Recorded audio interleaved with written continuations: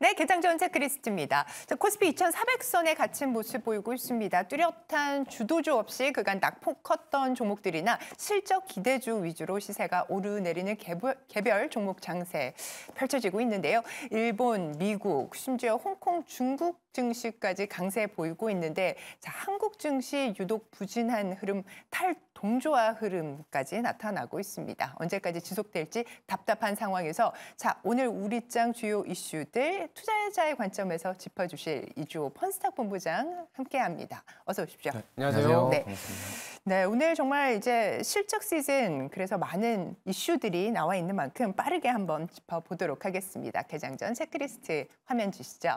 자, 그러면 첫 번째 이슈부터 보겠습니다. 환율을 짚어보지 않을 수가 없는데, 지금 1,340원대에서 단기 고점이라고 이제 시장에서 좀 인식을 하고 있는 것 같아요.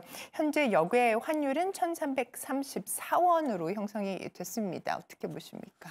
네, 일단 24년도 들어와가지고 금리 인하에 대한 기대감이 꺾이면서 이제 원달러 환율이 다시 올라가는 흐름이 지금 나오고 있습니다. 특히나 이제 미국 기업들 같은 경우는 실적에 대한 모멘텀이 뚜렷하거든요. 지금 최근에 봤을 때 오늘 새벽에 발표된 테슬라 제외하고는 대부분의 지금 반도체 기업들 실적이 굉장히 좋은 흐름이 나오고 있습니다. 그러다 보니까 이제 그런 미국 같은 경우는 기업들의 실적이 너무 좋은데, 우리나라 같은 경우에는 기업의 실적에 대한 실망감이 조금 더 커지고 있는 상황이에요. 네. 그러다 보니까 지금 원달러 환율 올라가면서 원화가 약세하는 흐름이 나오면서 지금 신규 자금, 외국인들의 신규 자금의 유입이 조금 안 되고 있는 상황이라서 그게 제한적이다 보니까 아무래도 원달러 환율이 지금 올해 들어와서 다시 올라갔다 이렇게 보시면 되겠고요. 작년에 12월까지만 해도 1,300원 밑으로 살짝 내려왔었는데 지금 다시 올라왔거든요. 그래서 지금 고점이 1,340원 선이다 이렇게 얘기하고 있는데, 저는 조금 더 위로 1,360선까지도 올라갈 가능성이 있지 않나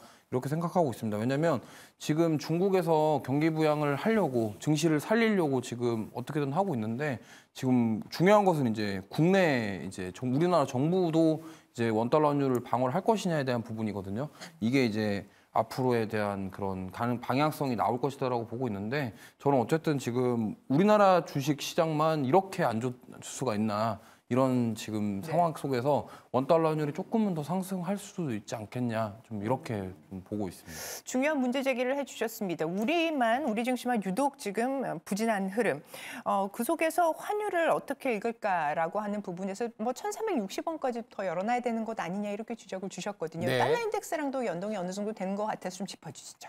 달러 인덱스하고 원달러 환율이 거의 비슷하게 움직입니다. 네. 달러의 상승에 의해서 원화가 약해지고, 아니면 달러가 약해지면 원화 강해지는 그런 흐름이 연출되고 있는데, 저도 좀 비슷한 의견이에요. 지금 1,320원에서 1,360원을 아까 말씀해 주셨는데 비슷합니다. 우리나라가 미국보다 성장률이 높다면 주가가 이 정도는 아니겠죠. 미국보다 성장률이 낮은 그런 상황이다 보니까 한국은행 입장에서도 금리를 조금 내리거나 성장을 주도하고 싶지만 이제 금리 차이 이한 원화의 어떤 변동성을 좀 고민을 하고 있는 상황이고, 금리를 내려주면서 내부적인 수요의 성장을 이끌어야 되는데 그러지 못하고 있는 거거든요. 더불어서 그렇다고 금리를 올릴 수 있는 상황은 아니고, 그래서 좀 답답한 연출이 되는데, 어떻게 보면 지수로 따지면 2,400이 깨지는 순간이 살 타이밍이지 않습니까? 네. 저는 그렇게 보는데, 그 정도 가면 원화는 또 1,360원까지 가 있을 겁니다. 그 기준점으로 보시면 될 것 같아요. 고점이 아마 1,355원, 1,350원 정도일 거인데, 지금 수준은 좀 애매하죠. 2,400 중반도 애매하고요.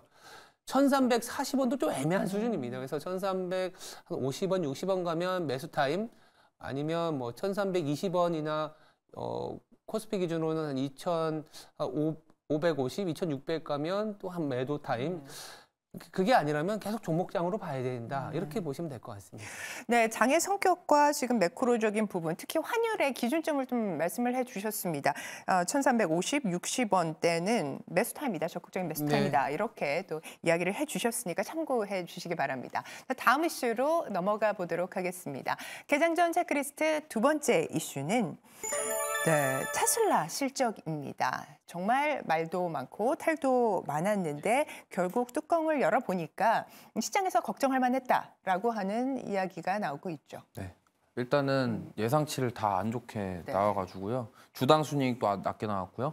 매출도 조금 낮게 나왔습니다. 그리고 전년 동기 대비해서 거의 반토막 수준이기 때문에 이 부분이 지금 시간의 주가에 좀 반영이 됐다 이렇게 보시면 될 것 같고요.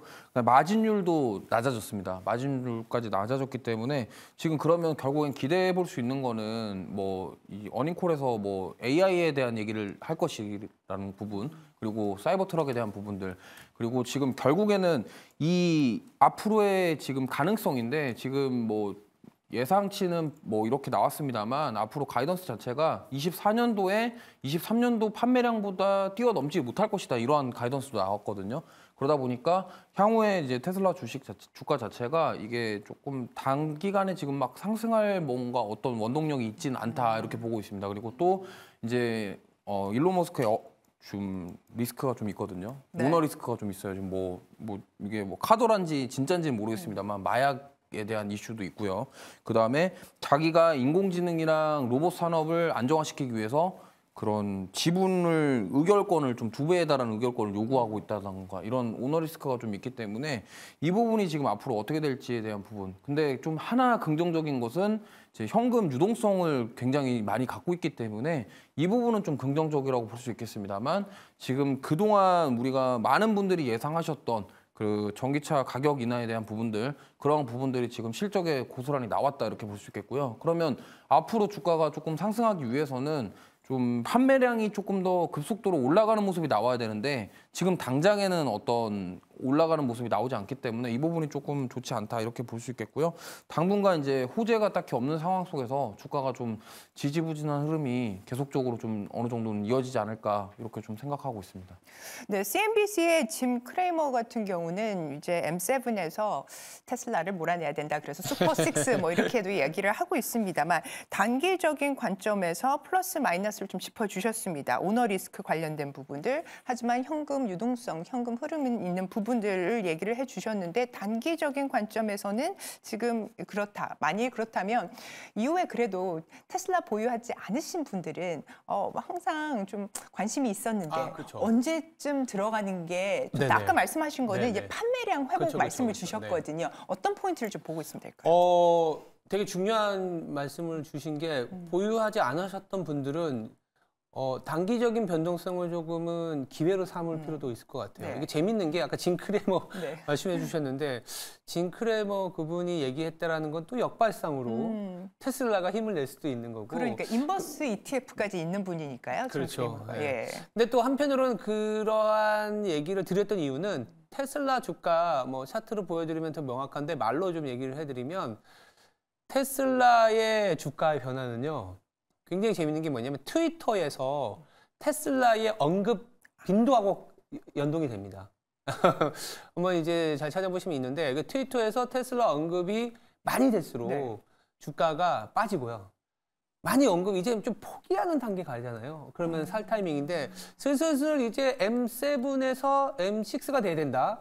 그럼 테슬라에 대한 언급이 사라지기 시작할 거고 저는 개인적으로는 2월에 저희 좀 설이 지나고 나서는 좀 살 타이밍이 오지 않을까. 왜 그렇게 말씀을 드리냐면 첫 번째는 테슬라의 주가가 오늘 GP 마진도 안 좋았고 전기차 판매량이라든지 수익성이 안 좋다는 부분들을 한 달에서 한 달 반 정도는 소화를 해야 될 것 같습니다. 그리고 트위터에서의 어떤 언론 노출 빈도도 조금 나아져야 될 것 같고 그리고 FOMC 지나고 나서 어느 정도 이 금리 인하에 대한 그림이 좀 더 나올 거거든요. 지금은 3월은 아예 없어지고 있고 5월도 금리를 내리느냐 안 내리느냐 옥신각신하는 상황에서 최근 앞으로 한 달 동안은 그런 변동성이 생길 텐데 그러고 나면 2월 한 초중순 지나면 테슬라에 대한 장기 비율을 갖고 이제 다시 또 비중 확대의 기회가 오지 않을까. 저는 그렇게 말씀드릴 수 있을 것 같습니다. 시외에서 지금 시간외에서 $202 정도 선까지 내려왔는데 많이 내려왔죠. 한 달 정도의 기간을 좀 두고 보면서 네. 어떻게 보면은 뭐 저가 매수에 들어갈 수 있겠네요. 그렇죠. 그렇게 볼 수 있는 거죠. 이제 테슬라 주가 자체는. 네네. 네, 이제 확장해서 우리나라 증시에서의 어떤 종목은 또 다른 문제이긴 합니다만 네. 테슬라 자체는 저는 그렇게 본다 말씀드릴 수 있을 것 같아요. 네, 좋습니다. 자, 그러면 두 번째 이슈에 이어서 마지막 이슈도 열어보겠습니다. 어제 우리 장의 주인공이었습니다. 웹툰 섹터 쪽 이슈 하나 살펴보겠습니다. 네, 웹툰 관련주들 정부 지원책이 발표가 됐습니다. 안 그래도 분위기가 괜찮았었는데 여기에 하나를 더 얹어서 어제 강세 뽀모냄 종목, 상한가 갔던 종목이 미스터 블루가 있었고요. 뭐 조이시티, 핑거스토리, DNC 미디어 모두 다 상승폭이 꽤 좀 크게 나온 것 같거든요. 어떻게 보십니까? 일단 요즘에 그 웹툰을 가지고 드라마 만든 게 너무 흥행을 좋게 하고 있어서요. 네. 그 부분도 좋은 흐름이 있었는데 아니나 다를까 이제 정부에서 또 이런 산업을 육성했다라는 얘기가 나오면서 좋은 흐름이 나왔다라고 볼 수 있겠고요. 지금 어쨌든 웹툰을 원작으로 한 드라마들이 뭐 넷플릭스뿐만이 아니라 지금 OTT 대부분의 포진이 되면서 거의 인기몰이하는 드라마들이 거의 다 이런 웹툰 드라마예요. 특히나 이제 지상파 같은 경우에는 모범택시 아시죠? 모범택시도 웹툰을 드라마화 시킨 거거든요. 어쨌든 그런 지금 웹툰 드라마가 굉장히 지금 많이 늘어나고 있는 추세입니다. 그러다 보니까 이러한 부분들이 지금 주가에 이제 반영이 되고 있다 이렇게 보고 있고요. 그다음에 특히나 이제 정부에서 어떠한 이런 산업을 육성한다 이런 부분들은 주식시장에서 굉장히 단기성으로 강한 좀 호재성이기 때문에 이러한 부분들이 결합이 되면서 좋은 흐름이 나왔다 이렇게 볼 수 있겠고요. 특히나 이제 여기서 이제 넷플릭스 실적도 좋게 나오다 보니까 이런 호실적에 대한 부분들 그리고 앞으로도 웹툰을 원작으로 한 드라마들이 더 흥행할 것이다라는 기대감들이 반영이 됐다 이렇게 보시면 되겠고 특히나 이제 네이버 웹툰 같은 경우에는 나스닥도 상장을 한다 만다 이런 이슈도 있기 때문에 이러한 부분들이 지금 뭐 시장에서 워낙 이제 지수도 빠지고 뭐 특정 섹터 말고는 가는 게 없다 보니까 이러한 외부적인 이슈들이나 이런 긍정적인 소식들이 주가에 좀 세게 반영이 되지 않았나 이렇게 생각하고 있습니다. 네, 요즘엔 좋은 거나 나쁜 거나 이게 쏠림이 좀 많이 나오고 있는 것 같습니다. 그렇죠. 좋은 소식 나온 섹터에서는 이렇게 더 좋은 이렇게 훈풍이 불어오고 있는데 자, 그러면 앞서서 단기 호재라고 말씀을 좀 주셨거든요. 어느 정도 지금 많이 올라온 상태에서 지금 봐도 되나요? 네, 저는 뭐 지금 일단 이 정부에서 뭘 한다 이거는 단기성이라고 생각하고 있고요. 네. 근데 뭐 이게 또 다르게 생각하면은 앞으로 중장기로 봤을 때 이게 이제 시작이 아니냐 이렇게도 볼 수 있는 거거든요. 근데 워낙 시장 자체가 지수 자체가 워낙 우리나라 지수가 너무 불안하다 보니까 이제 이거를 조금 단기성에 그치지 않을까에 대한 우려성도 있지만 그래도 저는 웹툰에 대한 부분은 좀 중장기적으로도 끌고 가실 수 있는 그런 또 모멘텀이 있다라고 생각을 하고 있어요. 그러다 보니까 지금 이게 뭐 보유하고 계신 분들은 저는 좀 단기적으로 차익 매물이 나올 수도 있다라는 점을 염두해 주셨으면 좋겠고 아 이제 신규로 한번 접근해 보겠다 하시는 분들은 이거를 단기적으로 보지 마시고 중장기적으로 보셨으면 좋겠다. 좀 이렇게 좀 약간 좀 뭔가 좀 이상하긴 한데 어쨌든 좀 단기적으로도 좋고 지금 중장기적으로 끌고 가기도 좋다. 좀 네. 이렇게 말씀드릴 수 있을 것 같습니다. 네, 섹터에 있어서 좀 궁금한 거는 연속성 있게 상승이 섹터상으로 쭉 나오려고 하면은 어떻게 보면 실적적인 부분도 그렇죠. 많이 네. 뒷받침이 돼야 될 것 같은데요. 이게 기업별로 또 그리고 컨텐츠별로 좀 다를 수 있고 어떻게 그렇죠. 보면 등락이 좀 클 수가 있어 변동성이 클 수가 있어서 이거는 어떻게 좀 접근을 해야 될까요? 예, 그 말씀하신 부분이 그거 같아요. 아까 단기적인 정책이 나왔을 때는 너나 할 것이 다 오르기 때문에 단기적인 변동성을 얘기하신 것 같고요. 그리고 저는 이 웹툰이나 이런 부분에 되게 좋게 봅니다. 왜냐하면 지금 우리나라 시장이 밸류에이션이 굉장히 낮아요. 낮은 이유가 유형자산에 따르는 어떤 디스카운트거든요. 왜냐하면 유형자산이라는 건 뭐냐면 공장이지 않습니까? 이제 공장을 돌릴 수 있는 수출이 돼야지만이 밸류에이션이 올라갈 수 있는데 지금 그게 어렵다 보니까 미국 같은 경우에는 유형자산이 아니라 무형자산이란 말이죠. IP, 지적재산권 이런 부분들이 평가를 제대로 받고 있기 때문에 우리나라도 그러한 평가가 이제 국내 시장에서도 아마도 더 많아질 것 같고 아까도 얘기 드린 것처럼 퀄러티라든지 성장에 대해서 교집합을 갖고 갈 수 있는 게 어떻게 보면 저희가 이제 공식적인 추천은 아닙니다만 네이버 같은 경우가 대표적인 수 있죠. 웹툰이라는 IP의 지적재산권을 가질 수 있는 거와 함께 현금 흐름을 가져갈 수 있기 때문에 뭐 단기적으로 만약에 정책적인 이런 어떤 웹툰과 관련된 중소형주의 변동성이 조금은 리스키하다, 위험하다라고 고민하시는 분들은 오히려 네이버. 카카오라든지 네이버라든지 네. 우리가 플랫폼이 있지 않습니까? 워낙 소외되어 있었고 이제 금리에 대한 방향성을 생각한다면 이런 좀 대형주에 관심을 두는 것도 하나의 이번에 어떤 그 기회로 삼는 것도 나쁘지 않다. 이렇게 저는 또 보고 있습니다.